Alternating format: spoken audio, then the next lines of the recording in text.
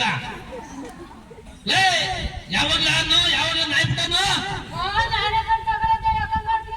ಯಾರ ಪಾಪ ಹೊಸ ಕುಟುಂಬದವ್ರ ಊರಕ್ಕೆ ಓಡಿಸಿಂದ ಬಂದಿದ್ದಲ್ಲ ಕಡಿಯಕ್ಕೆ ಇದಕ್ಕೆ ಕಟಾಕ ಮಗ ನಾಯಿಯ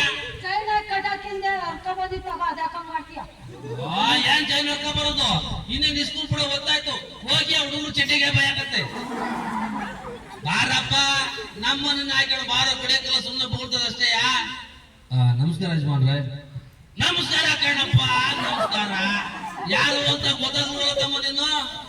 ನೋಡಿ ಯಜಮಾನ್ರೆ, ನಾವು ವಾರ್ತಾ ಮತ್ತು ಸಾರ್ವಜನಿಕ ಸಂಪರ್ಕ ಇಲಾಖೆಯಿಂದ ನಿಮ್ಮೂರಲ್ಲಿ ಒಂದು ಬೊಂಬೆ ಆಟ ಮಾಡೋಣ ಅಂತ ಬಂದಿದ್ದೀವಿ. ಬೊಂಬೆ ಆಟ ಅಲ್ಲ ಕೇಳತ್ತಮ್ಮ, ಇವತ್ತು ಮನೆಗೂ ಟಿವಿ ಆಗಿದ್ದಾವೆ.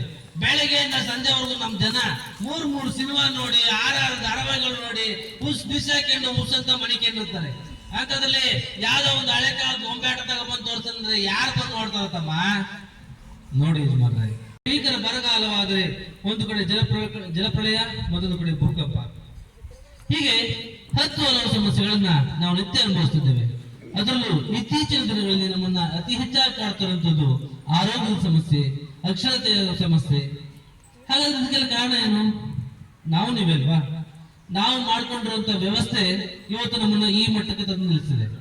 ಹಾಗಾಗಿ ಇದ್ರ ಬಗ್ಗೆ ಅರಿವು ಮೂಡಿಸುವ ಸಲುವಾಗಿ ಅಲ್ಲಿ ಈ ರೀತಿಯ ಜಾಗೃತಿ ಕಾರ್ಯಕ್ರಮಗಳನ್ನ ಮಾಡ್ತಾ ಬರ್ತಿದ್ದೇವೆ. ಆದ್ಮೇಲೆ ಇಂಥ ಕಾರ್ಯಕ್ರಮಗಳನ್ನ ನಾವು ಹಳ್ಳಿ